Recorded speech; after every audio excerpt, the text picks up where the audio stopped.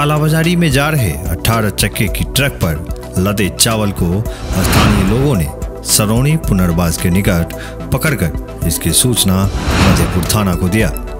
सूचना पर त्वरित कार्रवाई करते हुए मधेपुर थाना अध्यक्ष इंस्पेक्टर हरिकिशोर यादव, एसआई मुरली पासवान सहित अन्य पुलिस बलों के साथ मौके पर रविवार रात लगभग 11 बजे पहुंचे और ट्रक को जब्त कर थाने ले आए।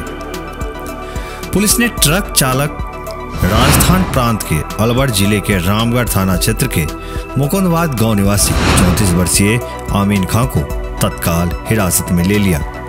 इस बाबत थानाध्यक्ष ने जब्त चावल की जांच करने हेतु प्रखंड आपूर्ति पदाधिकारी को पत्र लिखा है।